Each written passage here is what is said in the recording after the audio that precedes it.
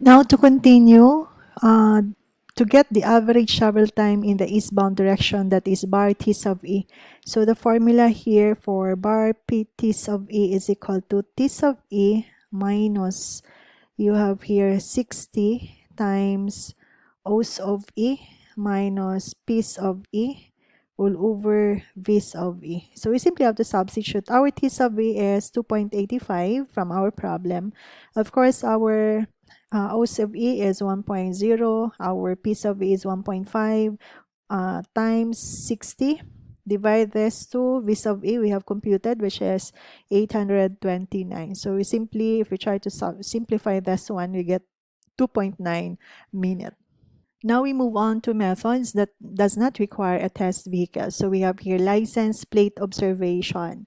So the license plate method requires that observers be positioned at the beginning and end of the test section.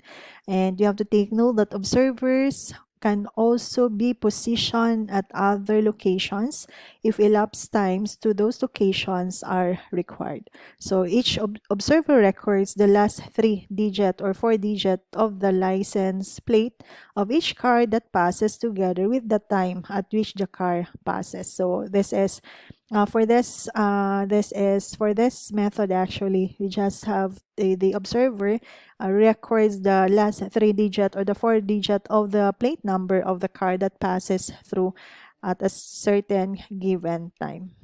And we have your interviews. Of course, this is a method which carried out by obtaining information from people who drive on the study site regarding their travel times, their experience, the delays, and so forth. So basically, this is an interview to individual who to drivers basically who passes from that section, which is your study site. And we have here ITS, advanced technology, which is also referred as telematics, which is generally can be described as the process through which data on the movement of people and goods can be collected, stored, analyzed, and related information disseminated. So the process had been used in many areas of transportation engineering, including the management of traffic, public transportation, travelers' information, electronic toll payment, and safety. So the onset of ITS has facilitated the development of advanced technologies to support the system. The use of cell phones to collect travel times on roadways is one such technology. The cell phone network is divided into several sectors known as cells. The sizes of these cells range from a radius of a few hundred feet in a city to several hundred feet in rural areas. So basically for this is ITS. So they make use of the advanced technology to process the data on the movement of the people that can be collected and can be stored and analyzed with regards to this related information. Now we move on to parking studies. So, of course, any vehicle that is traveling on a highway will find a parking area for either a relatively short time or much longer time, which depend on the reason for parking. So the provision for parking facilities is very important in a highway mode of transportation. So we need a parking spaces, which is usually very great in areas where land uses include business, residential, or commercial activities. So there is, of course, parking areas is very important. This is an essential part of a certain business community in a certain residential area and in a certain commercial activity. So the growing of automobiles as a personal feeder service to transit system has also increased the demand for parking spaces at transit stations. So in areas of high density where space is very expensive, the space provided for automobiles usually has to be divided between that allocated for their movement and that allocated for parking them. So the provision of the adequate parking space to meet the demand for parking in the CBD may necessitate the provision of highway-based along curbs, which reduces the capacity of the street and may affect the level of service. So which is basically this problem usually confronts in a city traffic engineer. So the solution to this, of course, is not that simple, and the allocation of available spaces will depend on the goal of the community, which the traffic engineer must take into consideration in trying to solve the problem. So it is very important basically to have a parking studies to determine, of course, the demand for and the supply of parking facilities in an area. So they have also to consider the projection of the demand and the view of various interest group on how best to solve the problem. So we have here types of parking spaces. So basically, we have number one, on-street parking facilities. So this is also known as curb facilities, wherein the parking bays are provided alongside the curb on one or both side of the street. So this base can be unrestricted parking facilities if the duration of parking is unlimited and parking is free, or they can also be identified as restricted parking facilities if the parking is limited to a specific time of the day for a maximum duration. Then we have here for parking at restricted facilities, it may be or may not be free. So they have to also provide a specific purpose such as handicap parking or bus stop or loading base. Then we have off-street parking terms, off-street parking facilities rather. So for this one, this are for this are facilities that may be privately or publicly owned. They may include surface lot and garages, and self-parking garages require that drivers park their own automobiles. Attendant parking garages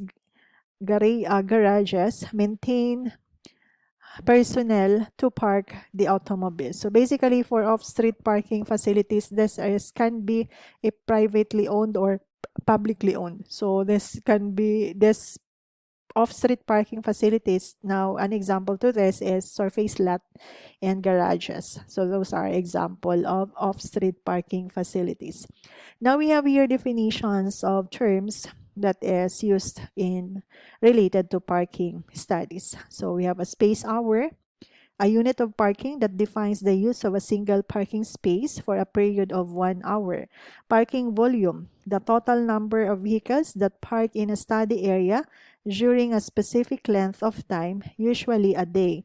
Parking accumulation is the number of parked vehicles in a study area at any specified time. This data can be plotted as a curve of parking accumulation against time, which shows the variation of the parking accumulation during the day.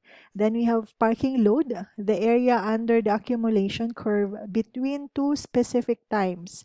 And we have parking duration, the length of time a vehicle is parked at a parking bay.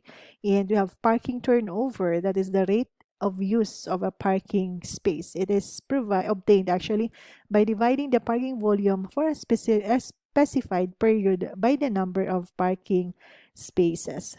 Then for the methodology of parking studies, actually the parking study involves number one, inventory of existing parking facility. Number two, collection of data on parking accumulation, parking turnover, and parking duration. Number three, identification of parking generators. And number four, collection of information on parking demand. So information on related factors such as financial, legal, and administrative matters can also be collected. Then for inventory or existing parking facilities. So basically, this is a detailed listing of the location and all other relevant characteristic of each legal parking facility, whether that is a private and public in the study area. So this relevant characteristic usually include the type and number of parking spaces at each parking facility, type of operation and limit on duration of parking, type of ownership, parking fees, if any, and method of collection, restrictions on use, other restrictions, if any, such as loading and unloading zones, bus stops, or taxi ranks, and probable degree of permanency.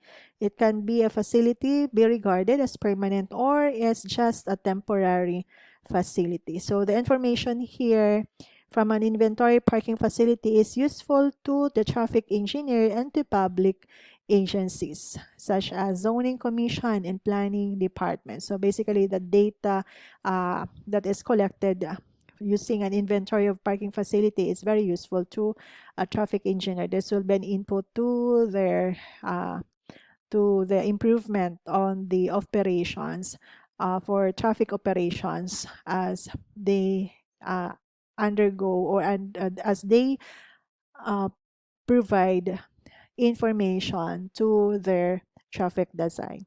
Then we have collection of parking data.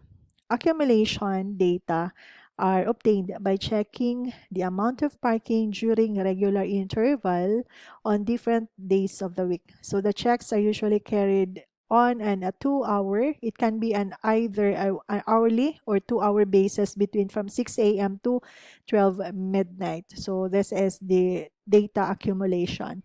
It can either be an hour or a 2 hour basis from 6 a.m. to 12 midnight. The selection of the time depends on the operation times of land use activities that act as parking generators. Then we have turnover and duration. The information on turnover and duration is usually obtained by collecting data on a sample of parking spaces in a given block. So this is done by recording the license plate of the vehicle parked on each parking space in the sample at the end of fixed interval during the study period. So that is turnover and duration. So this is actually obtained by the collection of data on a sample of a parking spaces on a specified block. So this turnover and duration is done by recording the plate number of the vehicle that is parked on that parking space for that specific uh, time for that specific time of study period.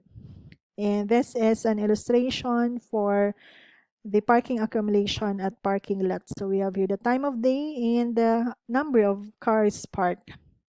Then of course, turnover is obtained using this equation. So we have the number of different vehicles parked over the number of parking spaces.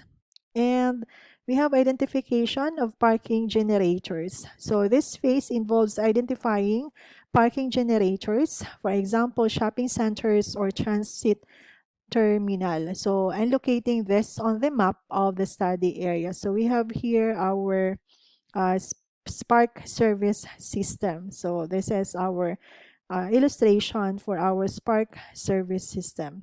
So we have here our parking area. So this is a system which illustrates to us how the movement goes within a Spark parking system.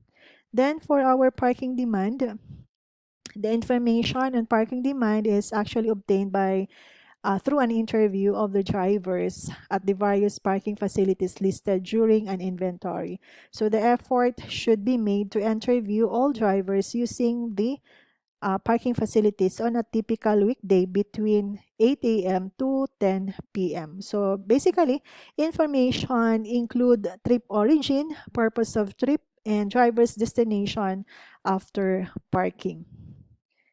And for the analysis of parking data, so this includes actually summarization, coding, and interpretation of the data so that relevant information required for decision making can be obtained. So relevant information includes the number and duration of the vehicles that is legally parked, the number and duration of vehicles that is illegally parked, space hours of demand for parking, and supply of parking facilities. And for the space vehicle hours demand for a specific period time, you can have this equation, summation of our number of vehicles parked for the ith duration and times our mid parking duration of the ith class, wherein I is from 1 to n, wherein our capital N is the number of classes of parking duration ranges.